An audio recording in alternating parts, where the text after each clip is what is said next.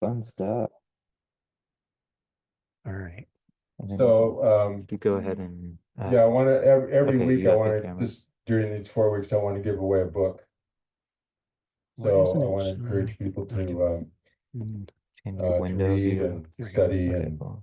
contemplate. So I thought maybe that's a Recording. good way to do that is Yeah, it's to recording. I could change the layout. give books away. Okay. Yeah, that's nice. That's nice. Yeah. That way Richard can see the Yeah. Yeah. Are you registered? Yeah.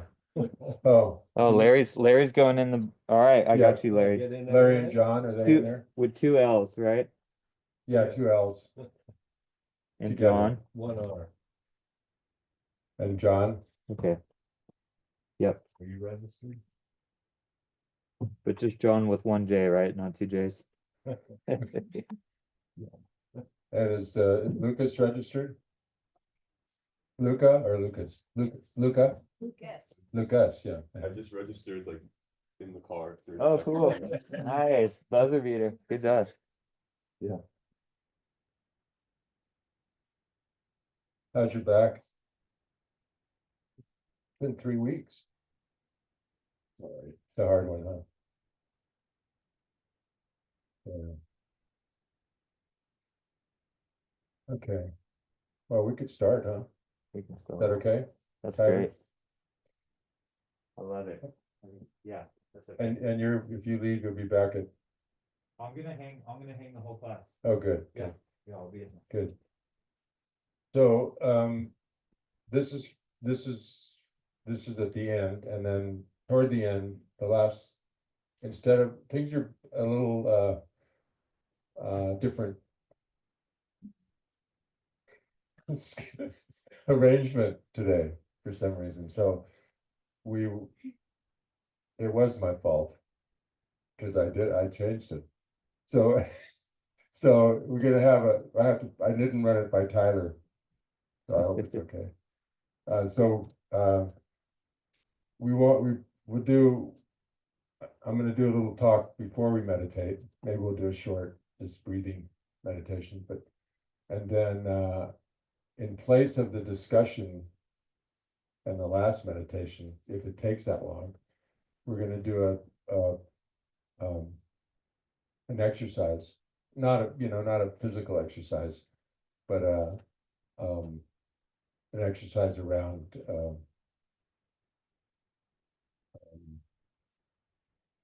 well, I'll tell you when we get there. Okay.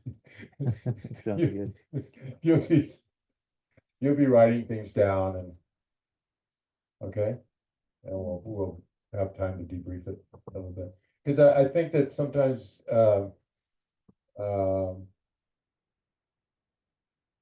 I think it's true in school too that, we just go and listen to somebody talking, and then that's not the best way to learn.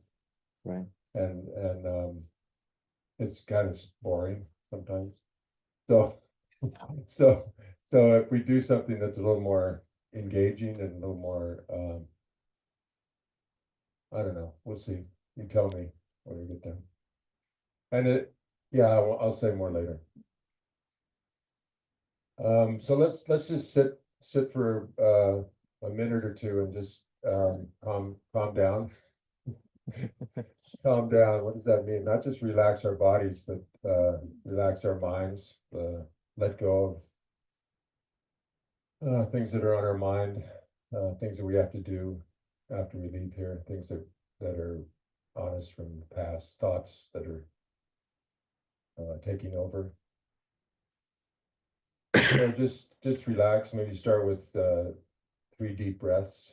Really fill up your tummy and your chest. Let it all out consciously.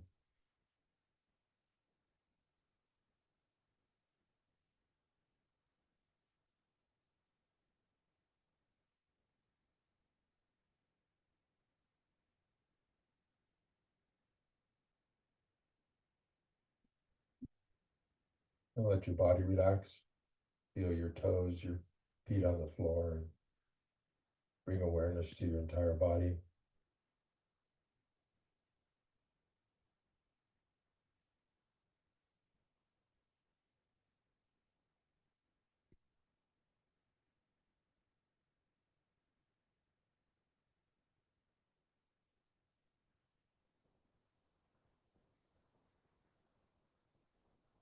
So to make even watching our breath worthwhile, is to look at our motivation. So important, what our intention is, what our aspiration is, what our motivation is to do anything we're doing. And then try to adjust it to be something that's gonna be a benefit to ourselves and others. We don't want to suffer, and no one does, so.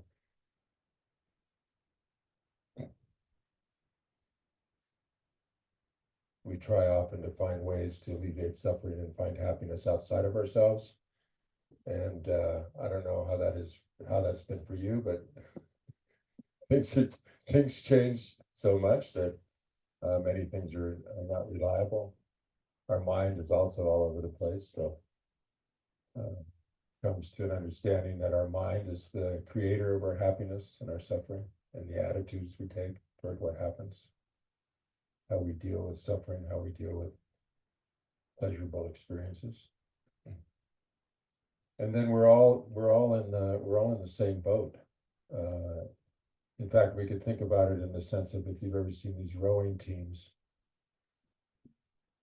they have to work together to get the boat going. As maybe sometimes there's like 8 or 12 rowers. I don't know, what's the biggest boat? I don't know. So, and they have to work in unison, and there's somebody directing them. So we can think of ourselves that way with all sentient beings. And sometimes a rower will show up and be in a grumpy mood, or be sick, or be having problems in their life, and they're still part of the team. And we have our responsibility. Each rower has a responsibility, just like fingers on a hand and the two hands together. And so when that person shows up that way, we might say, okay, that we could have the attitude of that what a jerk, why'd he even come? But we need every rower in the boat. We need every position filled. Everybody has a role. So we adjust, we help out, we compensate. And so it's with this motivation and Dharma practice too, that we want to develop ourselves, and we have our own responsibility. So we have to condition ourselves to be a good rower. We have to make sure we're lifting weights and running laps and coming prepared for the team. So just like that with Dharma practice, we look at our minds and see what the problems are, self-reflection, cultivate positive aspects, but always with the motivation to, if we can, foster it, the motivation to help all beings, everybody in the boat. So then that becomes more of a universal responsibility, a motivation, altruistic motivation, not just for ourselves alone. So it kind of comes with an understanding of how we're interconnected. We actually don't exist independently. We do exist interdependently.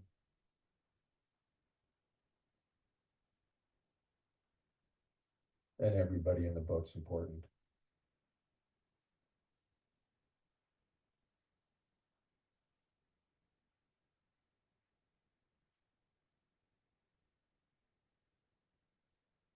Okay, so I wanted to just introduce a little bit.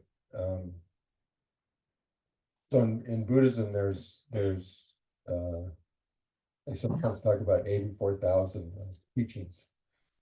So there's lots of methods. The idea was that Buddha wanted to alleviate suffering. That was that was the first teaching, right? Four Noble Truths was truth of suffering, cause of suffering. There's a way to overcome it. It can be ceased, the suffering, and there's a path. So that was his first teachings were that was his purpose. It wasn't to gain a following, or he didn't want to teach at first. I don't think anybody's gonna get it. It's kind of a personal experience, right? You kind of have this personal experience, and then you just can, but he did, and the idea was that you can't save other people, but you can maybe teach them how to swim. You know, you can try to show them what they could do. So then he did. So there's all these different methods, and sometimes his teachings seem contradictory even, because it depended on who he was teaching to and the context, right? So maybe with the monks in the forest who gave up everything and begged, there was one teaching. But you go to a king, and the king would say, I really want to learn Buddha Dharma. I want to, but I can't give up my kingdom. I mean, I'm a king. I got things to do, people to look after, and I've got, it's a pleasure palace, what am I gonna do? So there was a teaching that the Buddha came up with for him, so that he could transform his negative states of mind and cultivate positive states of mind, right? Right, so anybody can become enlightened. Anybody. Sometimes people think, oh, do I have to become a monk or a nun to become? I mean, there are a lot of lay people who attain enlightenment. So, I mean, there's easier ways to do things, I guess, but it all depends, some people, everybody has it. So there's different ways to go about it, and there's all these different methods that are taught. So, so I think that's a good thing. It's a lot of variety to suit different temperaments.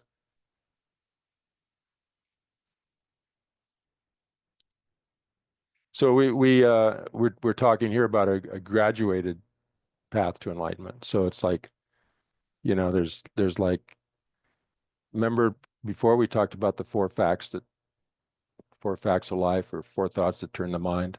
So, to see that we have this great opportunity, it's rare, it's not going to last, impermanence and death. There's lots of suffering, and there's causes for it. There's kind of, we create the causes, and then we experience the results. So, wow, we could create good causes, and what we're experiencing now is based on causes we created in the past, and what we create now will affect our future. So it's sort of like these things to learn and move, and then you can kind of get the next thing. It's like studying in school. You got to learn to write first, right? Our parents teach us to talk, and then we learn to write. So you couldn't just start writing. Well, unless you're precocious. I mean, there's some composers who wrote things, and there's monks, there's Rinpoches, reincarnated lamas who knew stuff when they're really small. But for most of us, we have to go through this course of development, right? But it depends on who you're around. So, if you or your past, if you learn things in your past life, you bring them here, and then you have really conducive conditions, then maybe you don't, then it goes faster. So anyway, but a key to the Buddhist path is self-reflection. And I kind of get why it's not so popular. It's like, it's somehow our habit just to follow whatever comes up in the mind. Like, you have a thought or a feeling, and you just, go with it, seems. And also we start reflecting. Sometimes people go to it like, wow, why'd I do that? I'm a terrible person. We get all this, we shame ourselves and criticize ourselves and put ourselves down. So I think there's two. One is we don't have the habit, not more than two. We don't have the habit. It's not easy. And when we go to do it, we're not that skillful at it. You know, we haven't done it that much, so we're not that skillful. And then we could fall into being critical of, you know, being overly critical and putting ourselves down, and or praising ourselves and being, I'm the greatest. So it's really learning how to do that kind of, and that's a big part of Buddha Dharma, is that kind of looking at what is causing us suffering and what's bringing us happiness. So that's a big part, that reflection part.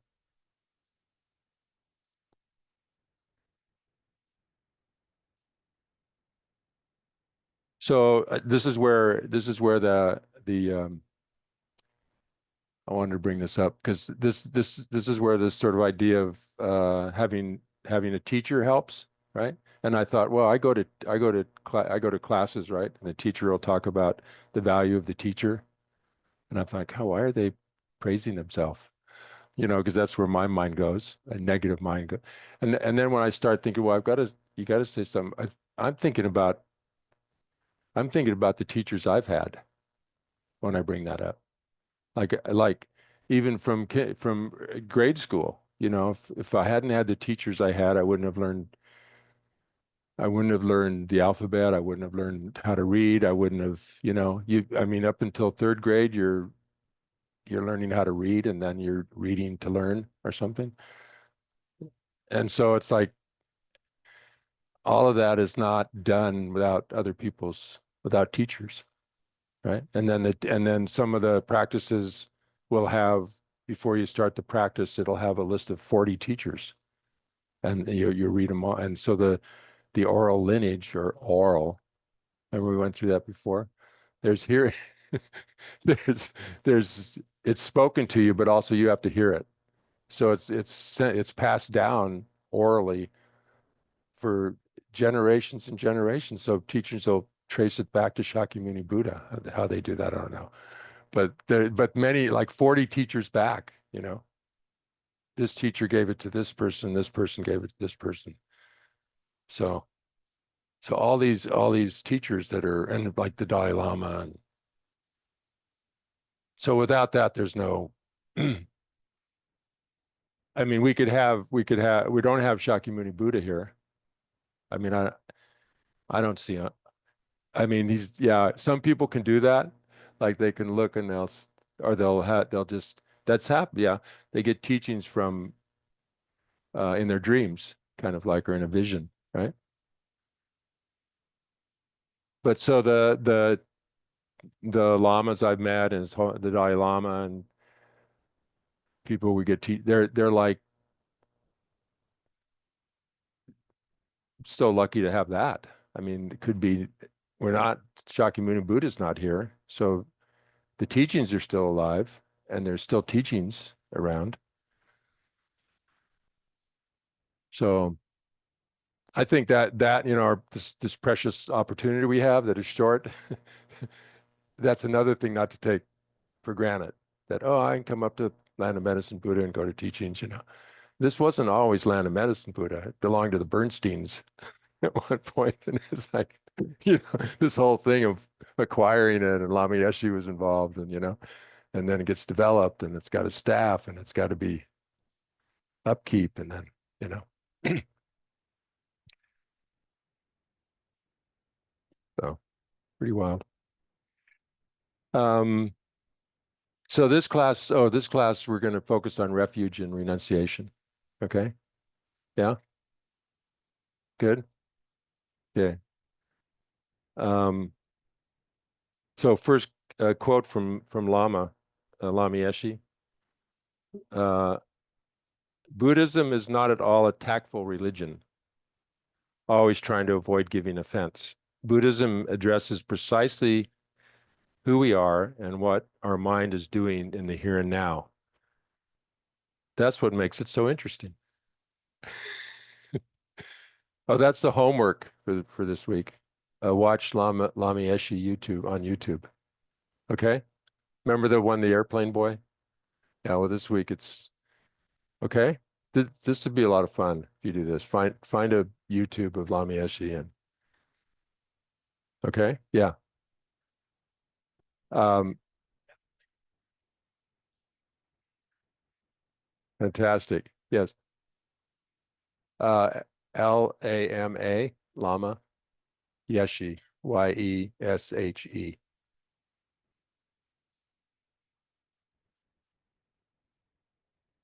We would do these. They did month-long Lamrim courses at Kopan. So I didn't.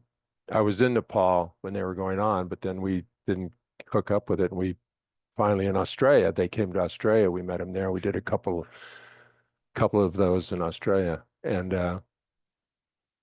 Lama Zopa, then Lama Zopa and Lama Yeshe would both teach. They're both behind me. Do you know Lama Zopa and Lama Yeshe over here? And so Lama Zopa would teach about, this like suffering and the animal suffering go on for days, the suffering of animals. Because you can't really develop renunciation or want to get, you have to see that it's not a beautiful park. I mean, we have fun and we're lucky as humans that we have both. We can experience suffering and we can experience pleasure. Some like, sometimes some animals, some situations, it's just a lot of suffer. It's a lot of suffering or suffering to come, or they're unknown. So what are you born as okay, I don't want to get started. You know what I mean? Right? So anyway, Lama Zopa would go on like that. And then maybe once a week, it's a month-long course, Lama Yeshe would come in and just like the joy, it's like it was just like, okay, this is your true nature exposed, unfiltered by problems or worries or, I mean, so it'll plus he has this message, like, uh, he could be very tactful though. He's very skillful. But I think this quote is speaking to that we have to kind of be honest with ourselves, and we look within and we see what's going on, and I really blew it there, I lost my temper, and I shouldn't have, what I said, it's hurtful, not how I want to be. So, and then, rejoice when we do something good, also, like we do something kind for somebody, like that doesn't mean I'm the greatest, I did a random act of kindness. No one knows except me.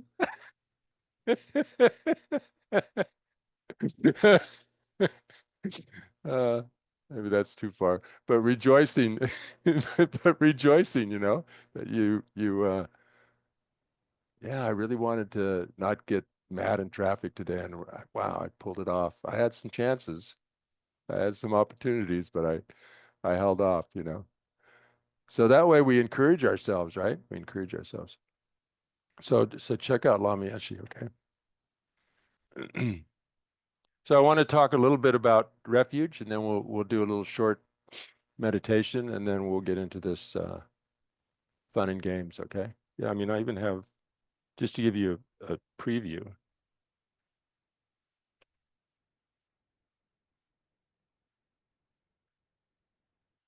Huh?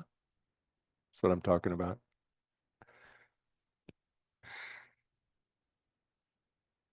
Okay. Okay, so refuge, let's talk about refuge a little bit, okay?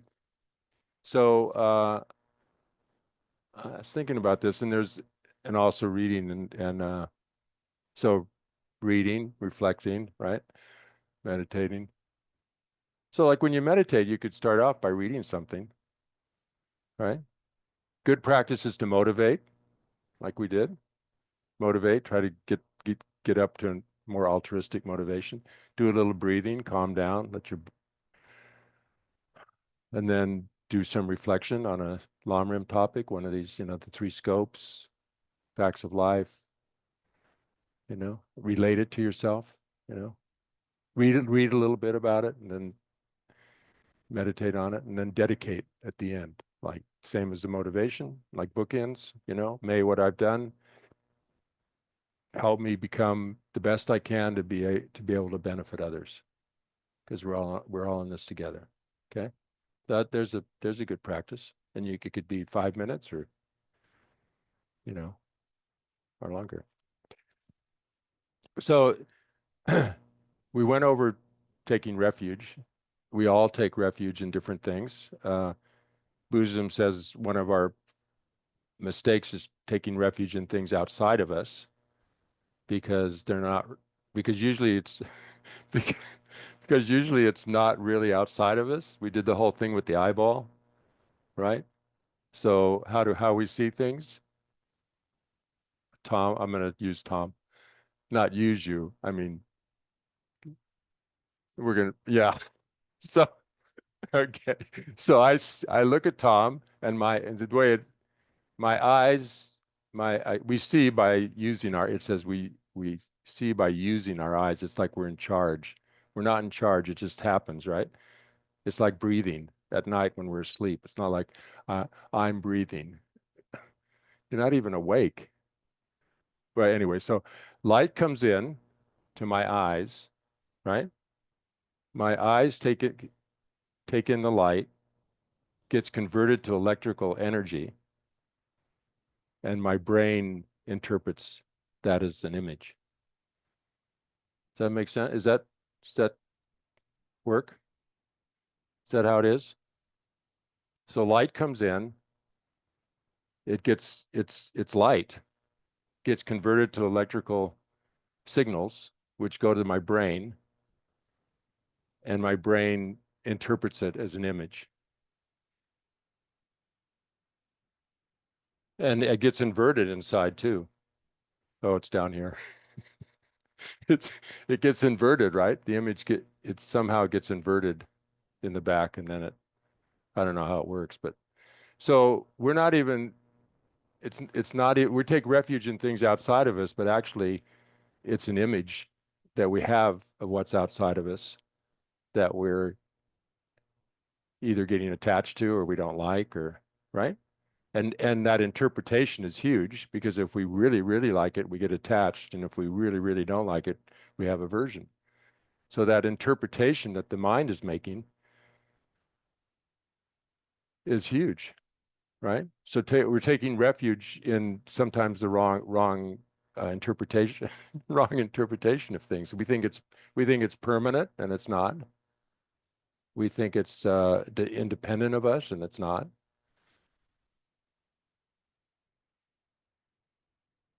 Does that make sense? Yeah? Okay. You can go like this if you want. I know, but it's so habitual, huh? That it's out there.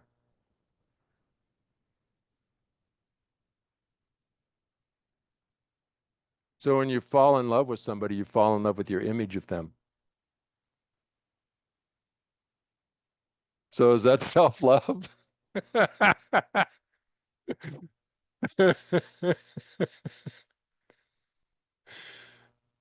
don't know. I think it's interesting that, like he said, it's interesting, right? Lama said it's interesting to like, just how do things happen? What are thoughts? Where are thoughts? Where's my mind?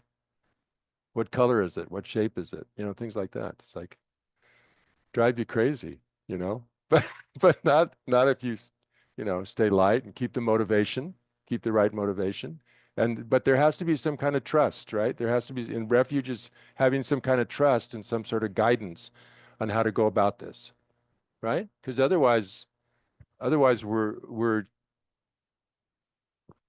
we don't know. This is like 2,500 years, 100 years old, and before that, the Buddha was 500 BC. So it's like, and I taught, this lineage thing. So, and people practicing and doing this and doing mind science, introspection, and looking at their minds, right? So some of the stuff like the stuff about the nature of reality, I mean, it's like quantum physics, but they didn't have labs. They did it by looking at their minds. And then you have examples. You know, you have people that you can look at and see, wow, Dalai Lama, he meditates 5 hours a day. When he was a kid, he remembered people from his past life. What the hell? What's going on? What am I going to do with that? You know, I mean, you watch him and he's like, I don't hate the Chinese, you know, I don't like what they did, but I'm not harboring hate, you know. How does he do that? So anyway, so I kind of think it's a little bit these three levels of motivation, 3 levels of refuge have a lot to kind of a bit like our upbringing. Okay. When we're young, we're like really dependent on our parents. They're our refuge. We get hurt, we run to them, right? They're our refuge, right? They protect us. When we have fear, we run to them, right? We're kind of, you know, that's all we know. We're like pretty much worried about our own, we don't want to suffer. So when we have problems, we run to them. So it's a bit like that first scope we talked about, where we just don't want to suffer. You know, we really don't want to suffer. We don't want to have just obvious painful suffering, you know, whether it's we fall and scrape our knee, or we have a bad night, a bad dream. Mom, you know, we wake up yelling for mom and dad or whoever our caretakers are, right? That's very similar to the refuge when you're worried about falling into more suffering, right? Like really suffering of suffering, it's called. Okay. Then unless you so again, unless you're a precocious child, right?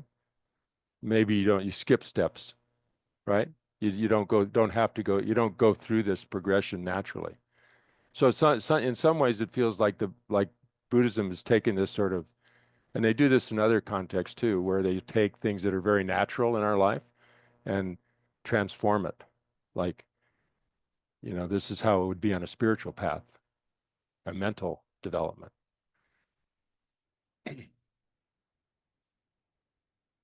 But again, you could be precocious or have the right environment. So Piaget, my being a therapist comes, Piaget said it depends on your age, what you can do, right?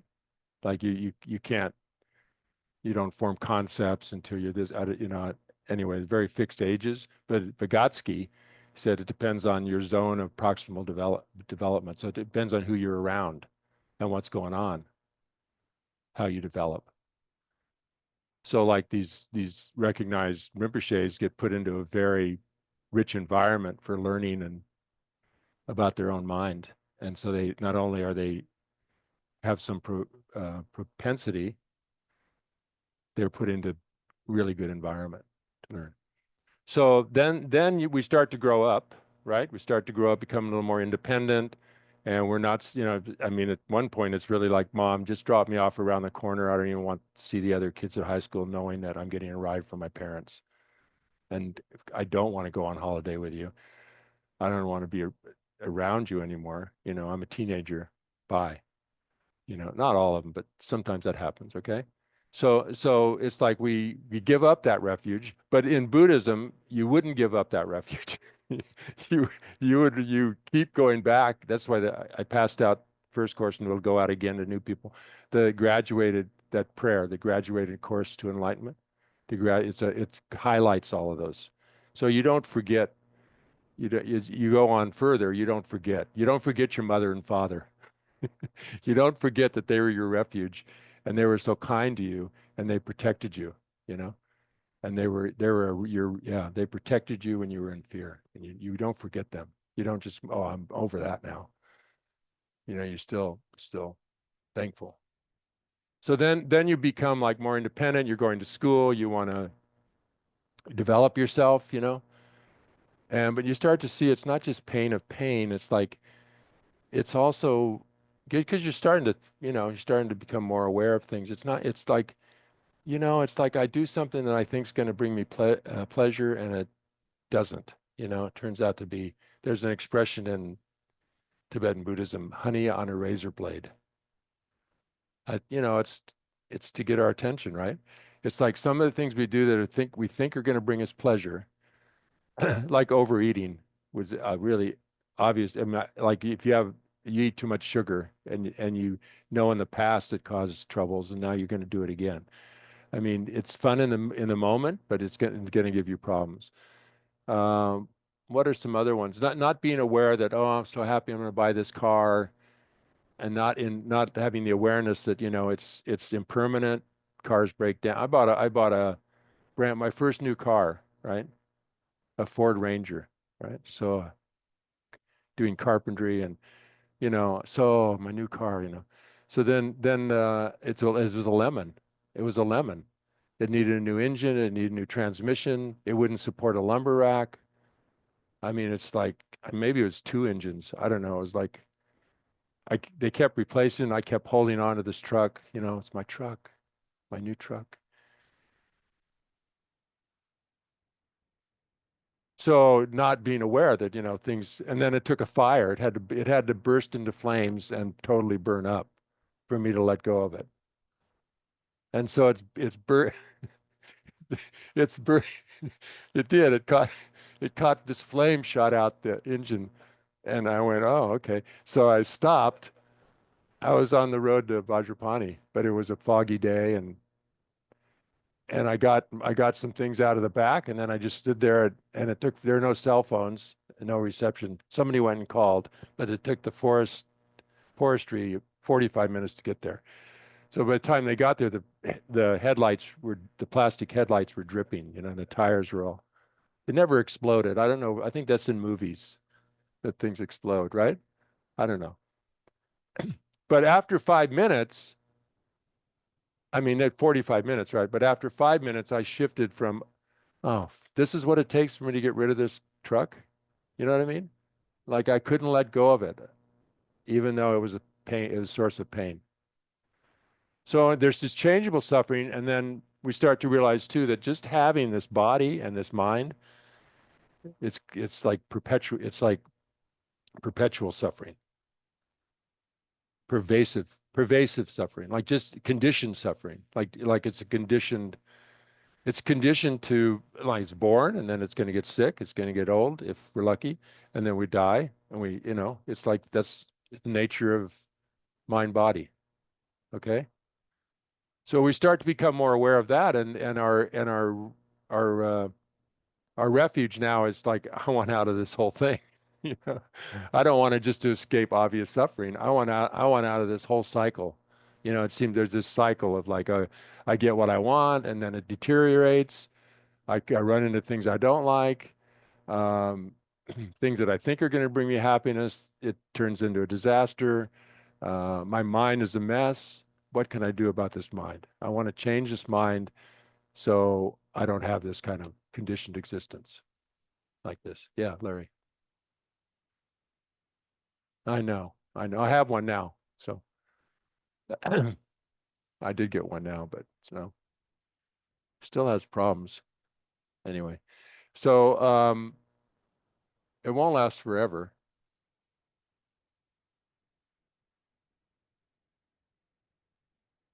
So wanting to get out completely is the second refuge and could be the same person that we had. It could be our parents. They could have been Buddhist lamas or something. So they're still our main teacher for learning about how to get out of samsara completely, or the cycle of existence completely, and be completely liberated from suffering, right?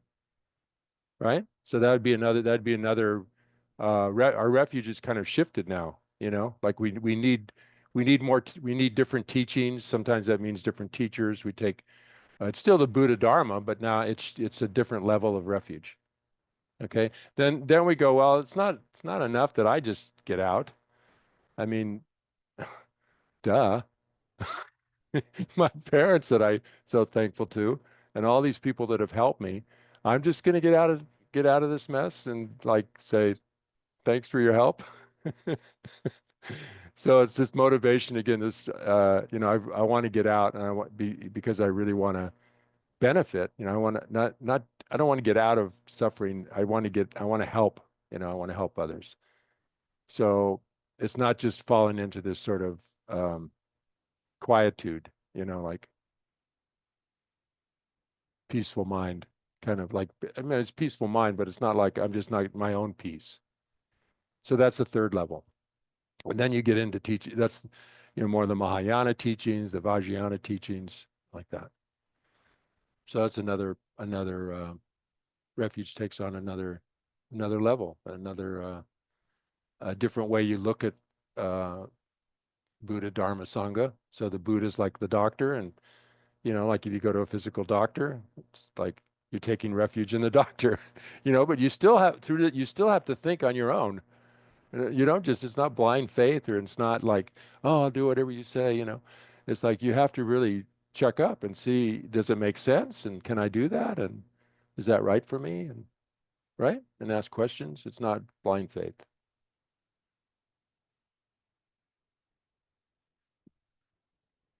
Okay. We could get into more on that.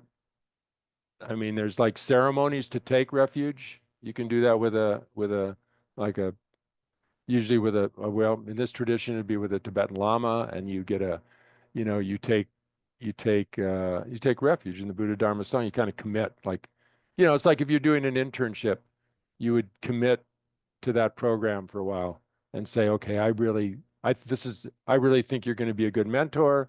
I like the program. I really want to stick it out. So I'm going to sign up. And ceremonies are kind of, they help us remember things. I was thinking about that when I was in YMCA camp. We went up to Camp Sequoia, and when they give out these um, kerchiefs, different colors for your age and stuff. So they took me on this. I think I was getting a blue one. My dad had a silver one, but he's older, of course. And so they blindfolded me and they took me on this trail, you know. And then we got to this place, they took my blindfold off, and it was this beautiful view of the lake that I'd never seen before on this little rock shelf. And then they did this sort of, you know, it was like a rite of passage kind of thing, you know. You know, getting a car was one rite of passage, but this was a little more like, you know, without anyway. So ceremonies can be give a good impression on our mind, or they give you you get a Tibetan name, things like that. But, and also like saying you're going to do something has power.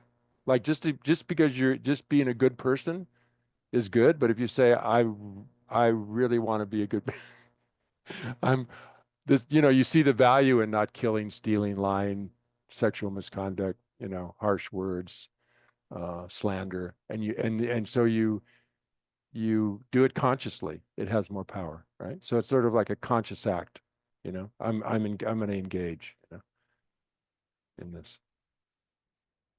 And then there are vows. There's things you can do, like 8 lay precepts, and then monks and nuns take ordination. You know, they have more, but there's. I know you want to hear more. Maybe we talk after. Yeah. Okay. Okay. So let's do a short meditation on refuge, and then we'll play games. Well, it's not a game.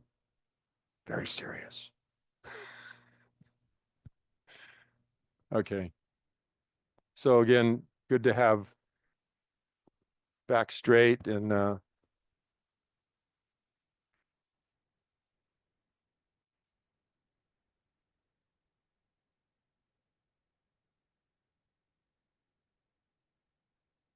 so I've talked about it already, but there's there's a way to, you know, with ourself to, when we're sitting, when we want to sit down, we want to take a pause, you know, we want to reset, we want to reestablish, you know, what we're doing, like be more conscious of what we're doing. Like, who are we relying on? What's our motivation? Those two together are really important at the beginning of our practice. Anything we do, it doesn't have to be a formal meditation. It's, we wake up in the morning, you know, what am I, where am I going? What am I up to? What's my motivation? Who am I relying on for guidance?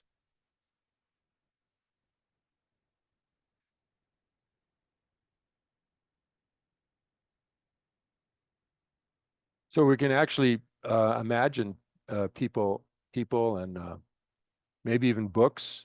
So Buddha, Dharma, Sangha, or is a person or people, or they can be like Shakyamuni Buddha or teachers that we've met, like the Dalai Lama.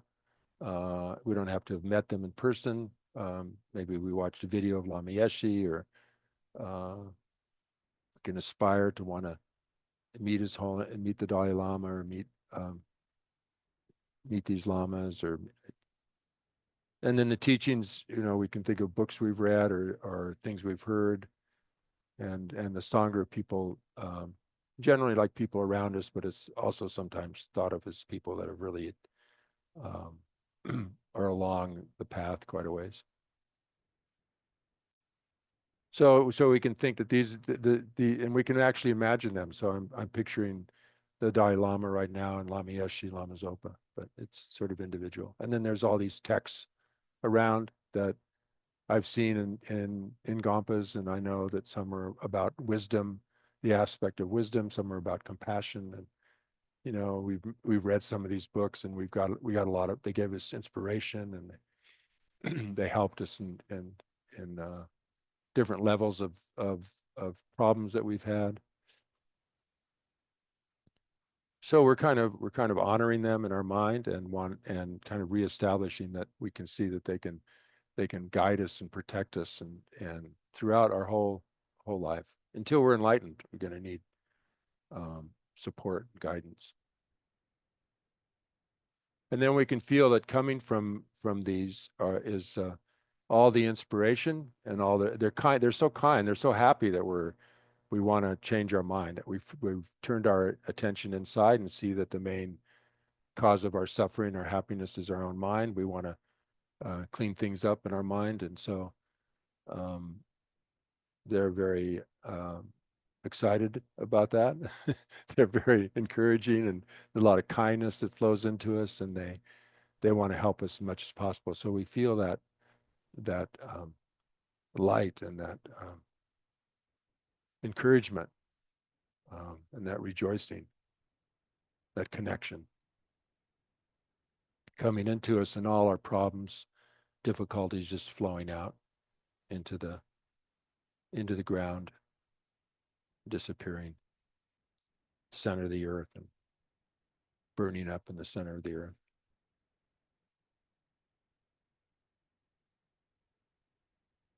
And just feel that coming into us, and feel that if there's certain qualities that we want to develop, or that they have that we would like to grow, like I think sometimes like courage and patience and lightheartedness, more wisdom, ability to concentrate, you know, may we ask for guidance in that, and encouragement, and helping us find ways to develop qualities that we feel we lack, and that we want to grow inside of us, and then connect that their Buddha nature, their Buddha, their highest potential is the same as our highest potential, and that someday our we want to realize that in ourselves.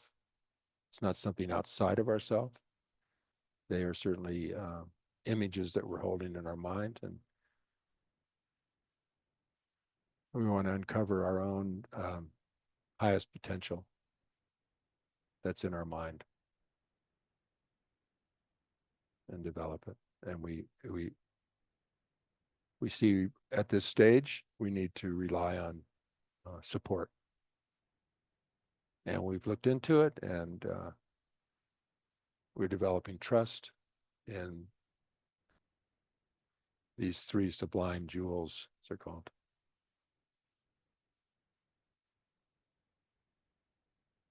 Okay. So we'll stay with that. So it's more of taking refuge in mental development, right?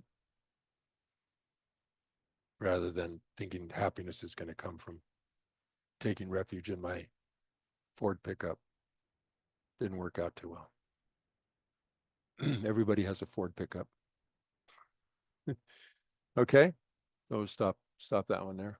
Do you want to just stretch a minute? Because we're gonna do we're gonna slide into something else. Yeah, take a stretch. Buddha Dharma Sangha.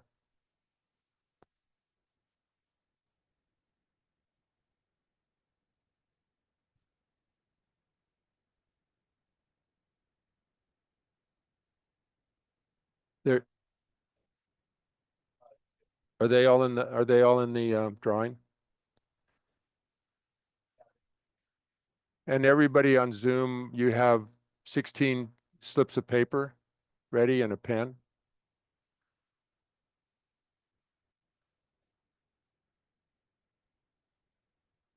Maybe they took a break.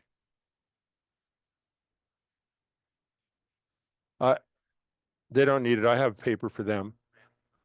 And I have pens. And I have things to write on. Yeah. Yeah.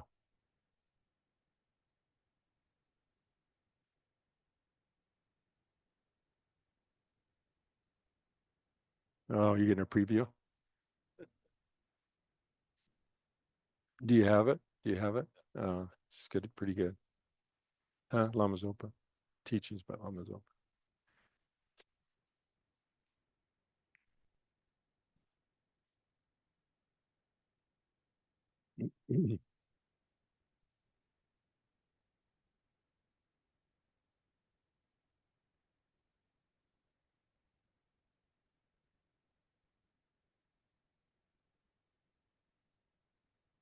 So, Jason, so lay vows you can take like sometimes they're offered at public talk, like the Dalai Lama would offer them sometimes, or from lamas. So it's killing, stealing, not to kill, steal, lie, sexual misconduct, and then intoxicants, not getting intoxicated. So some teachers would say you can pick which ones you think you can keep, and others would say you've got to take them all. And some would say intoxicants means don't lose it, like don't get intoxicated. So because that leads to other problems happening if you get intoxicated. But some would say don't take it at all. So those are 5 lay vows. And then there's the 8 Mahayana precepts, which you could take on your own in the morning and keep them for the day. And they're similar, but then they add in things like not sitting in high places or wearing jewelry and decorations or playing music, things like that. And you eat 1 meal a day. And then you remember about, people who are starving and, things like that. And then there's ordinations for monks and nuns. And in the Galupa tradition, they're celibate and they have like, I don't know, 250 different, a lot of vows. And then there's vows there's pratimoksha vows, which are those lay vows, and the 10 non-virtues. And then there's like bodhisattva vows, and there's tantric vows. Those come in sometimes when you're going to take an initiation or something like that. Yeah. If I was gonna look into more about the Mahayana precepts, is that The eight- is that the what you're eight- searching for? The 8 Mahayana precepts. 8 Mahayana precepts is the name of what I'm looking for. Is it? Is it? I'm asking. I don't know. I don't know. If I wanted to learn more about it, are there other words for it, or is that kind of how it's usually referred? Yeah, the 8 Mahayana precepts. Thank you. Yeah, FBMT should have a thing on how to do that. Go through it.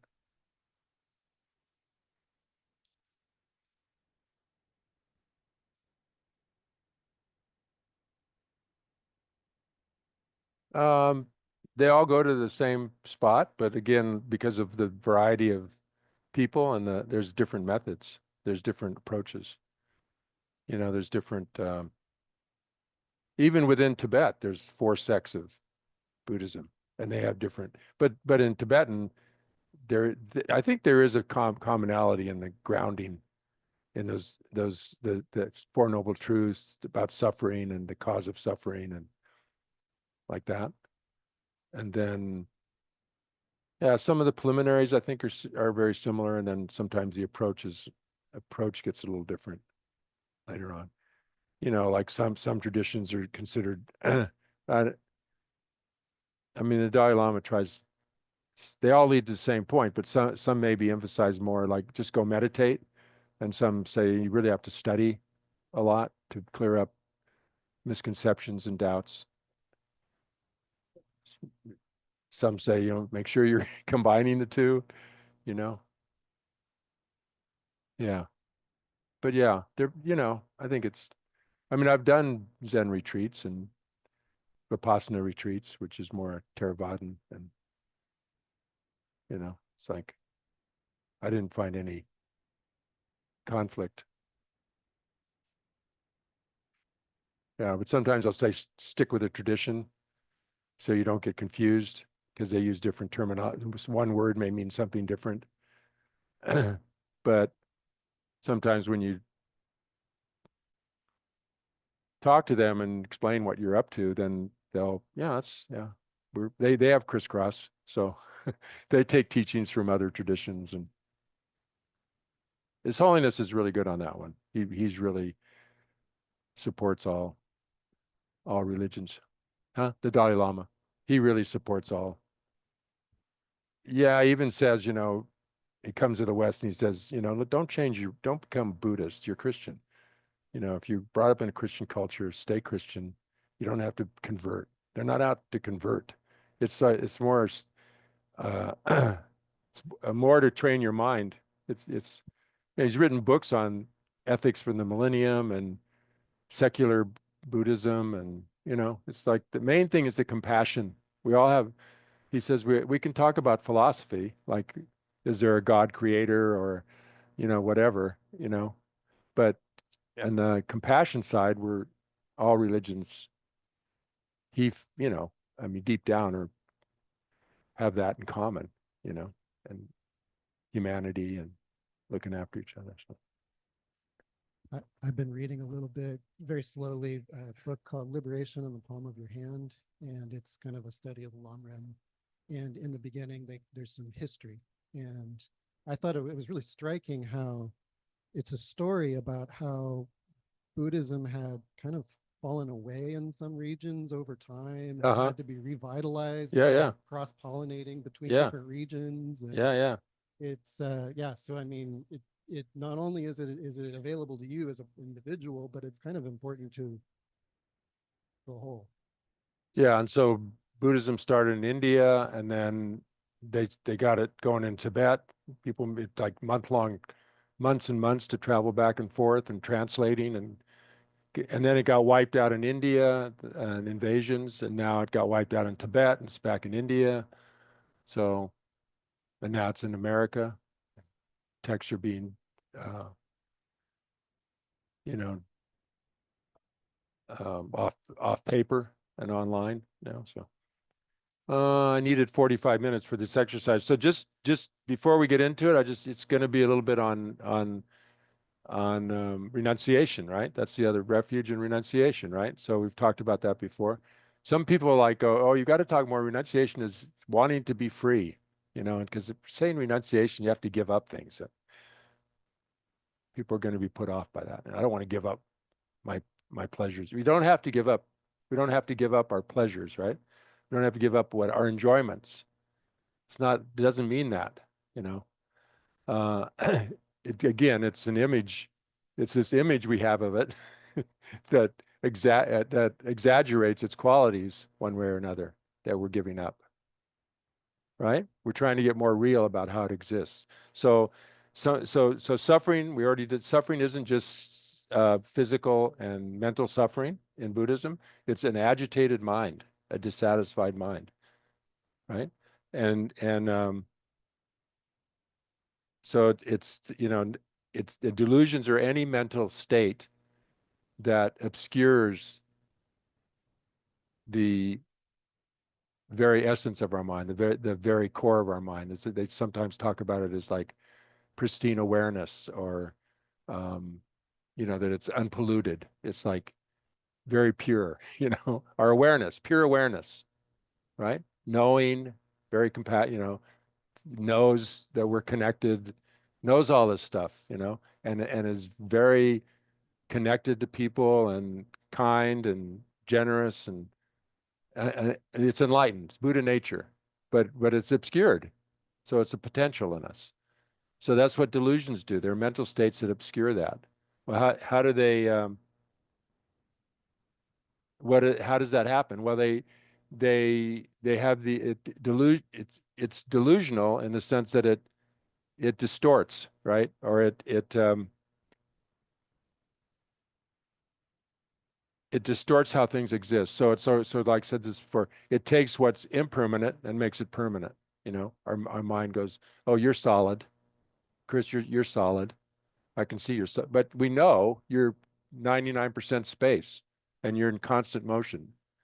Electrons are going almost the speed of light, and we see solid. We see independence when it's interdependent, right? We don't. I mean, don't we all? I mean, I do. We walk around. We have to train our mind to see it the way it is, because the way we're habituated through these delusions is to distort it. So attachment is a specific delusion, like anger is, and the attachment distorts, exaggerates positive qualities, and the anger or the diversion distorts negative qualities of something. So then we forget everything else about the person. So that's why people flip-flop, right? Oh, yeah, like you're my friend, enemy, stranger. You know, we think somebody's a stranger because we don't even look at them. We don't even focus on them. Then we focus on them. We don't like them. We heard some things and don't like them based on what we've heard. Then we get to know them and we go, oh, yeah, my best friend forever now. It's like, what the hell happened? That was nothing to do.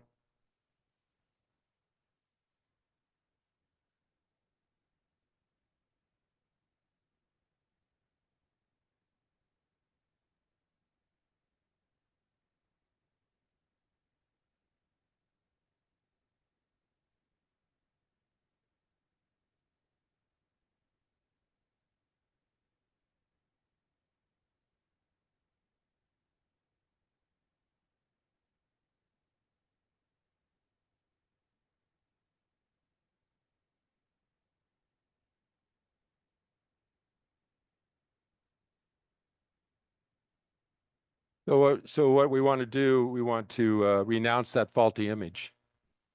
That's what we're renouncing. So we can still enjoy things, but we want to enjoy them so that we're aware of how they really exist. Right? And I think that can increase our enjoyment. So we're not renouncing. Buddhism isn't to make us sad and unhappy. It's to make us happy. So it will increase our happiness. It will increase our enjoyment of things. So ignorance is not bliss in this tradition, right? Wisdom is bliss. Wisdom will bring more happiness, which means seeing things how they actually are. They're impermanent, they're interdependent, and you know, it's this interactive process. It's not out there and I'm here. So then renouncing this clinging to it, this holding on to it, being attached to it. So the purpose of meditation is to subdue those delusions, right? To observe them first. First, we want to observe them. We want to observe them, how they're controlling us, and then we want to protect our mind from them, right? And cultivate positive aspects of our mind. Okay. All right. All right. Now we're going to do this exercise. We've got kind of enough time, everybody at home has 16 squares of paper and a pen. Okay, so now I need some help. We're going to try to do this, okay? So, Larry, could you pass these out? Uh-oh. Hold on. Okay, that's one person. That's 2, 3, 4.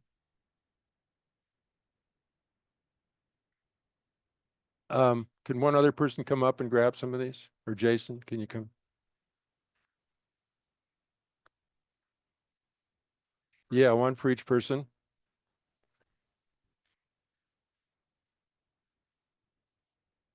Hand those out to people. Can you hand these out to people? You bet. Nothing but the best.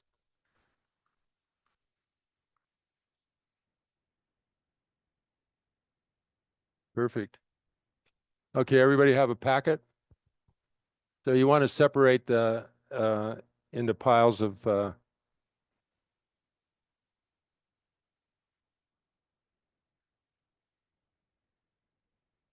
yeah, each color has 4. So on the yellow, right? So this is about dealing with, I learned this in hospice. So it was to deal with loss and grief, and it was to help people who were terminally ill or dying, right? But we're going to relate it to our own demise. Actually, it's death isn't the end.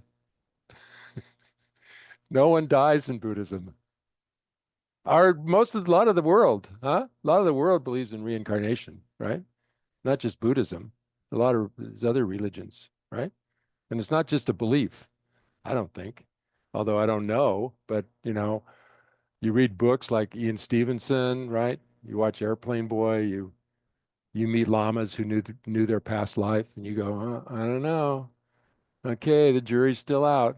I'll just be kind of like, I don't know right now, but maybe I should make plans just in case. So, so there's this transition that's coming, and death's a big deal.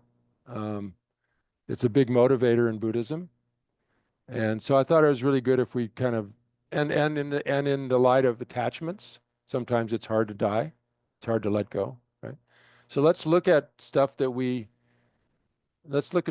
important to us, okay? So on the yellow sheet, what do you have? What's on top?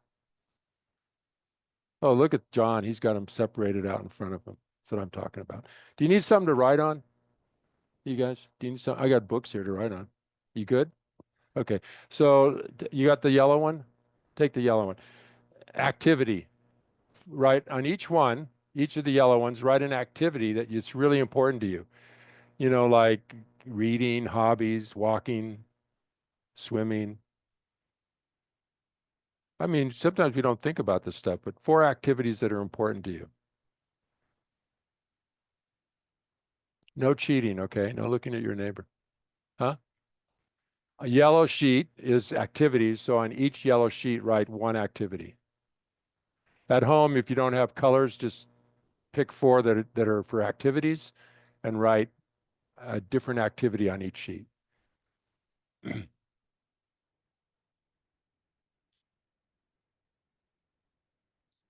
And then just put those in front of you.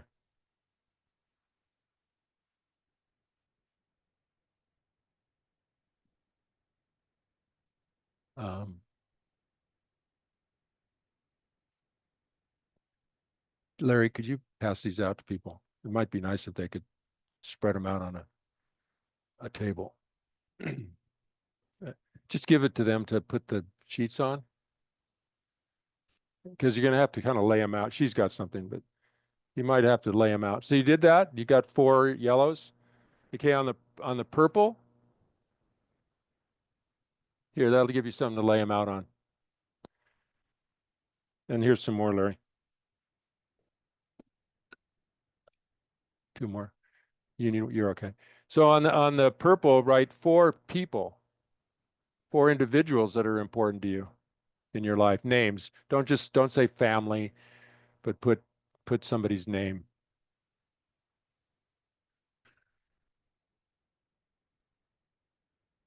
4 people on the purple that are important to you. Names of people that are important to you.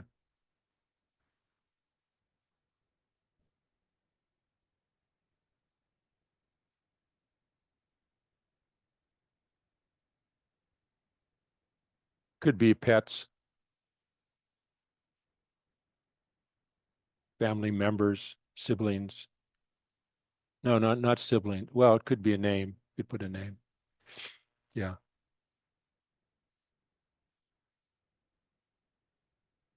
Okay.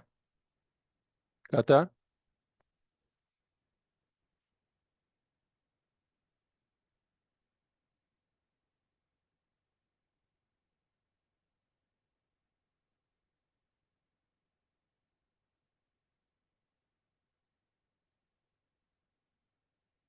Kind of get you thinking, huh? Like what's important to me? Who's important to me?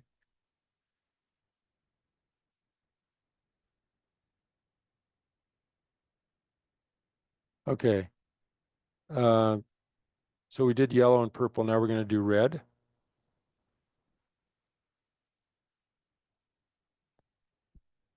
For possessions or for things, uh, you know, where you live, vehicles, cars, jewelry, possessions. Some people have favorite, never thought of this, favorite walking sticks or a favorite teacup, or people have things that are their favorite things or really important to them. A coat or glasses, possessions.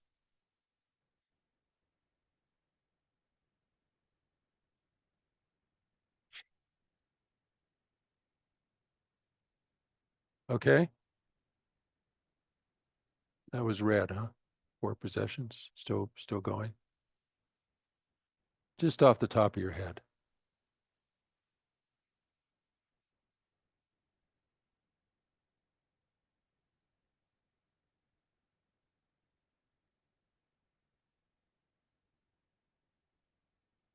Okay. One more, John. You got this. A possession.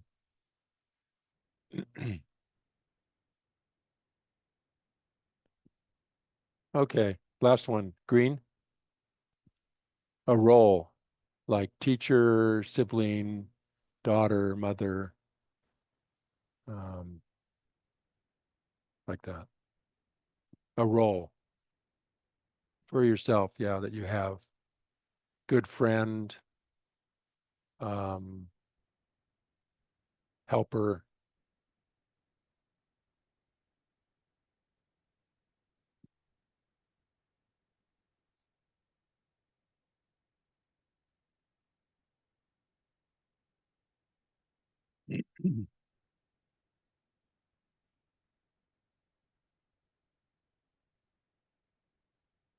Okay, you want to have the sheets kind of it's okay to just have them in piles, in the 4 piles. It'd be good. And so what's happening is you're not feeling that great. You're not feeling that great right now. Your energy's low. Yeah, you're not sure what's going on. Kind of strange feeling. Doesn't feel quite right, It's kind of losing, you can't really do things you usually do. Um, so Tyler's going to come around and he's going to you're going to give him one from each of those categories. You can choose because you're starting to kind of diminished energy and not being able to do everything you can do. You have to give one thing up from each category. You pick one out from each category, one that you're okay giving away. You might want to lay them all out on your sheet so you can see them all. You don't have to thumb through them. So you're going to have one of each color in your hand. You've looked through them, and the one you're kind of willing to give up. I know these are all important to you, but it's you're not able to do everything you used to do. So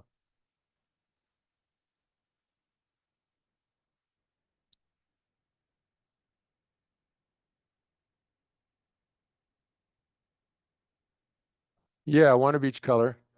Yeah.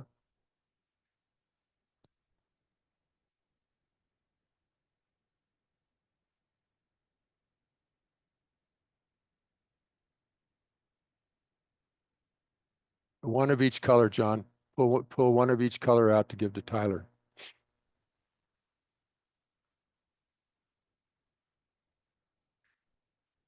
Lay them out in front of you there. If it might help you not to have them in a stack, just lay them out so you can grab them easy. There, his are ready. No, I meant your other ones, Larry. So you got to get Emily's. Emily's ready. So that's not really, yeah, that's a good point. Are we ever ready? That's a good point, Emily. Are we really ever ready to give up even our fourth choice in each category? So,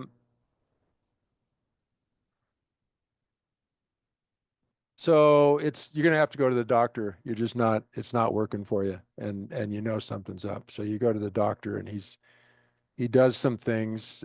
He checks you out. He checks your vitals, and he looks you over, and he doesn't have a real, he's not. You're getting a bad vibe, that something's up. But he says we're gonna have to do some tests. I have to run some tests, so I want you to come back in a week. Okay. So that gets us worried, right? We leave and um so Tyler's gonna come around and just take one from each stack. So put your stacks out where he can just take one from each stack. You don't get to choose this time. I don't want to call Tyler the Grim Reaper, but I just did. Oh, okay. Should have got you to expose that. One from each category. From each category. No. Yeah, each person you're going to take 4 from each person.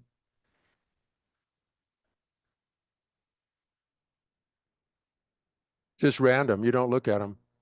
Just grab one. Just grab. No looking what they are. Just grab one.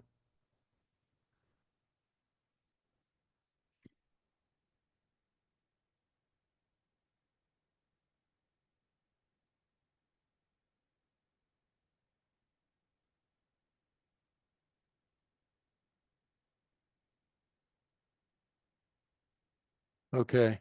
Um, who's left? Tom?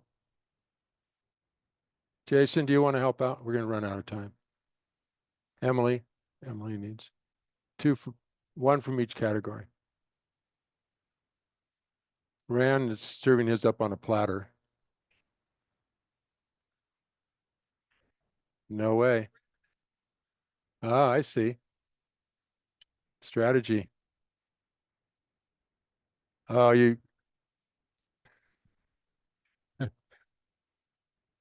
the Grim Reaper has an assistant. Okay, so now he said come back in a week, right? Now I want you to turn him upside down, but put him in the categories. Turn him upside down. Don't put just turn him upside down. Don't look at him. Turn him upside down, put him out. And so now you've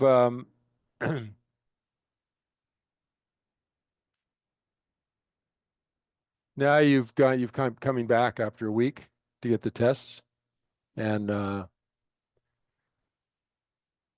don't want to specify what it is. Okay, I mean everybody can speculate what it could be. Tests are showing could be something inoperable, or it could be something that metastasizes, or could be heart related. Anyway, the tests have shown that he doesn't want to say it. Doctors sometimes don't want to say that it's terminal,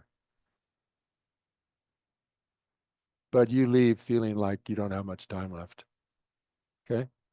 So, what do you have left? 1 left? 2. So,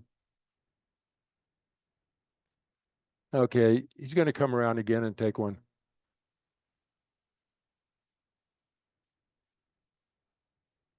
One from each category. Yeah, Jason, dig in.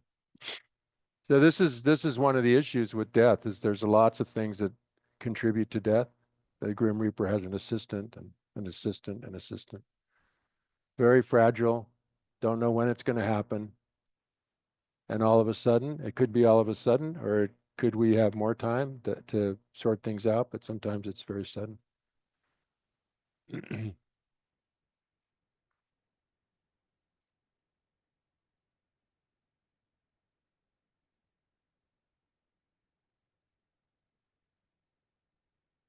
Okay, so have a look. What do you got left? You get, yeah, but how useful is that going to be? Was that the main one you really happy you still have? Okay. Think that'll be a hard thing to give up. Yeah. It's good to recognize these things now. Anybody else? How was that process? And I know we did it quick. Some,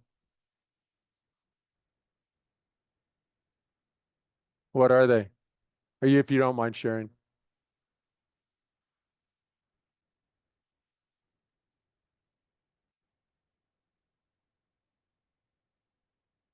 What did you do? Stack your deck?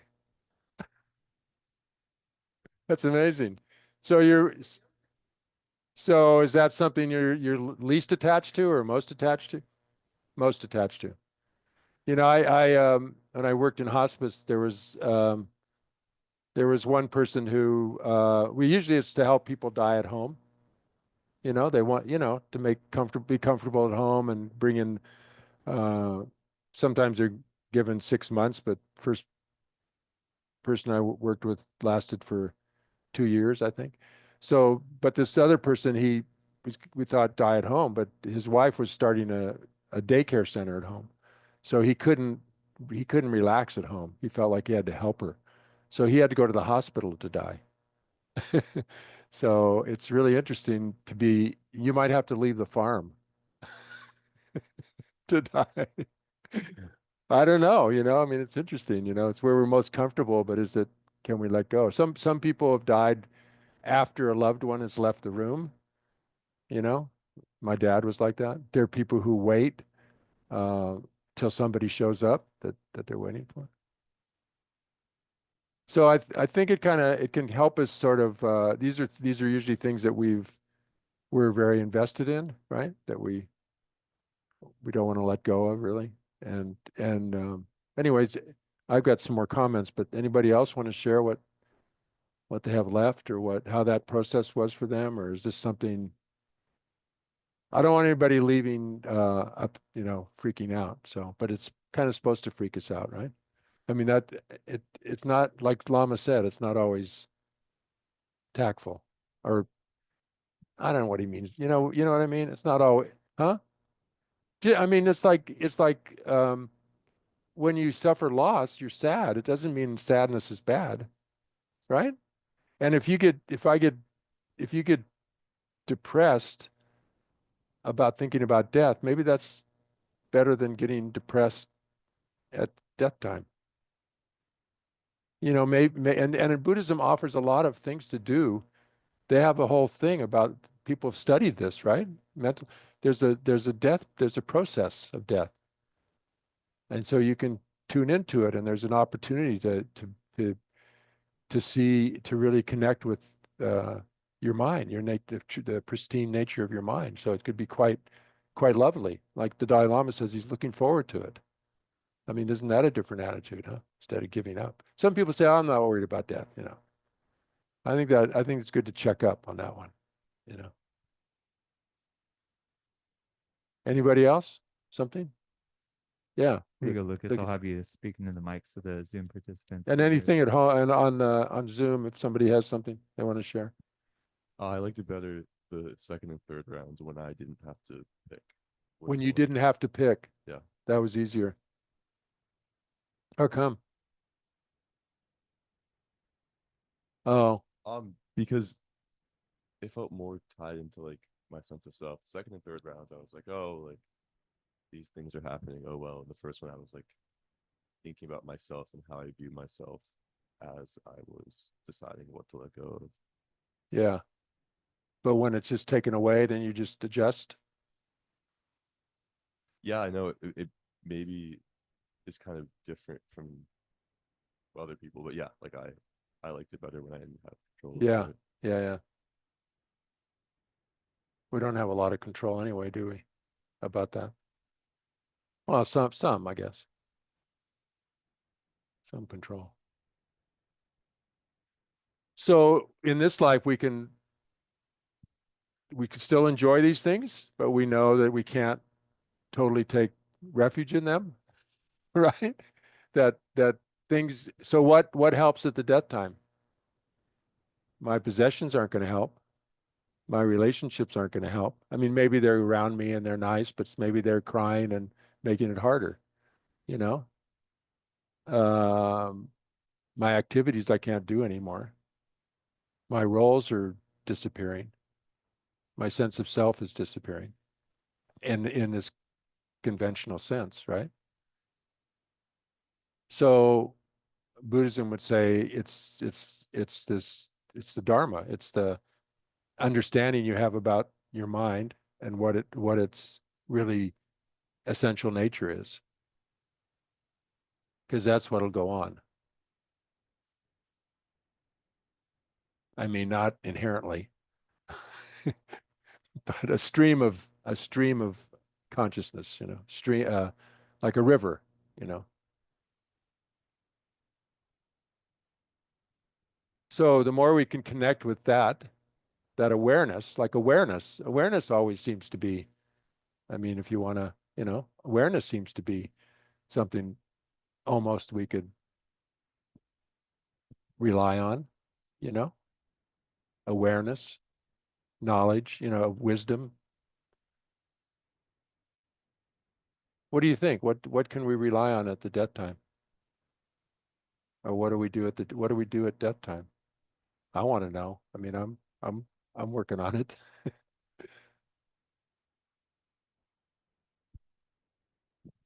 Could you speak into the mic so Yeah. the Zoom family can hear as well? Thank you, Emily. I think for me, it's the work that I'm deciding to do now that's going to make the biggest impact. I have been a hospice oncology nurse for 28 years. I've been in death and dying since I was 15. Since My you were whole life, 15. assistant, Oh yeah. first out caregiving. And I think my whole life I've been, oh, I can't even count the number of deaths that I've been able to participate in. Numerous for 40 years. And my whole life I've been saying, I'm so good with it. It's beautiful. It's this wonderful experience. And then you get a life-threatening illness Right. and you go, what? Wait a minute. Yeah. It's never been about me. And Mm. it totally, completely changes things. Mm. You can say one thing until it's real for Right. you. That's right.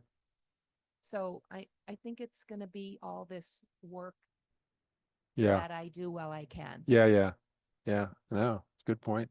I mean, this is like trying to simulate something, but we can just be intellectual about it. We can, not take it to heart. And yeah, I'm not going to die tomorrow.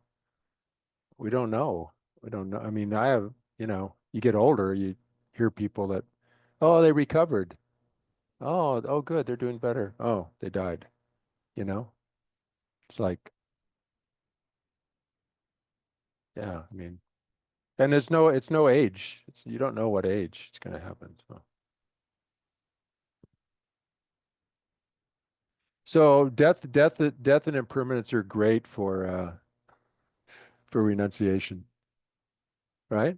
And it's really good for the beginning of the path, in the middle, always, and at the end. Always good motivation, no matter where you are in that stages of the path, the long rim, from perfect human rebirth and teacher to, practicing the speedy path of Vajrayana, you know. Always, always important to keep in mind. So not in, yeah, and meditate on, I mean, meditate on every day, you know.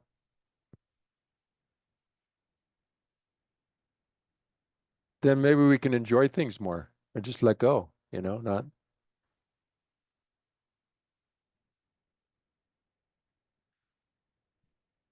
Wow. That's a lot of years in hospice, tell you.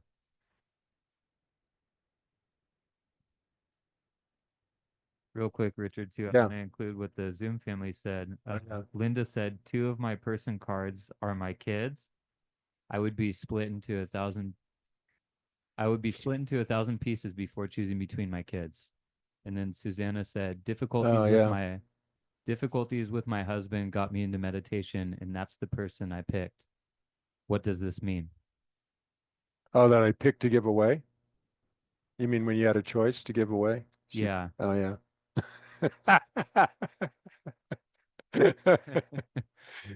Not sure. It's too deep.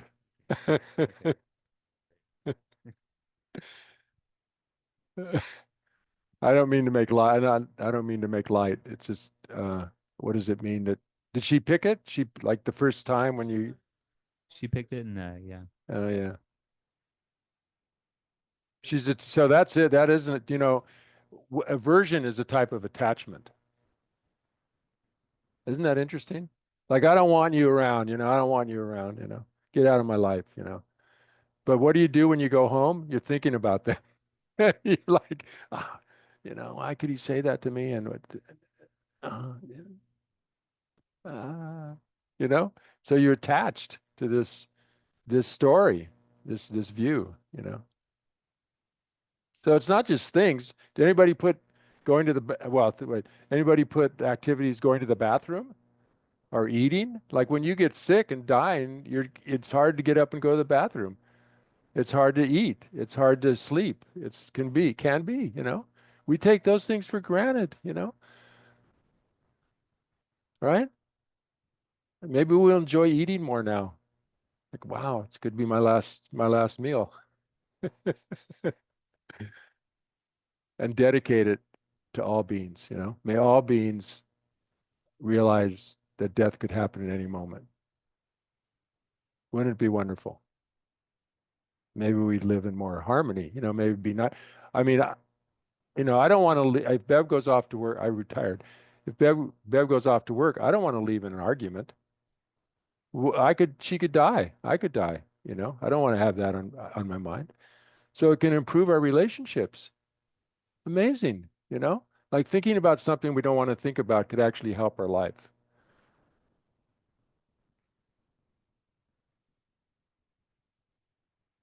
It's difficult to think about, difficult to imagine, difficult to put ourselves in that place. But it might just really improve maybe make us more humble, more vulnerable, more kinder to people, realizing that other people too are going through the same thing.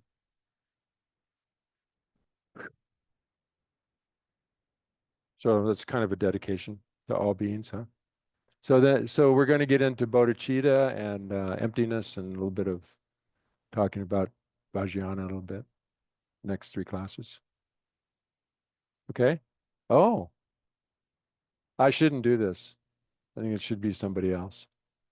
Tyler, I think you should. Yeah, please. Don't look, okay? And if they're on Zoom, they might have to send you their address so I can mail it to them. Okay. Okay. What do you got? Rand. You're not excited? Jeez. That was excitement. So this is Lama Zopa's book, The Power of Meditation. Really good book, okay? And the other ones are, you know, they're up there too, you know. Yeah. Very grateful. Yeah, you're welcome. Enjoy. Just not to, you know, take a week and Give us a book report next week. Way to go, Ram. Okay, so everybody okay about going off after this exercise? Yeah? Okay. Thank you so much. And may it dedicating the merit is they say it's powerful because it's sort of like putting a lid on it. Like you get to kind of save it.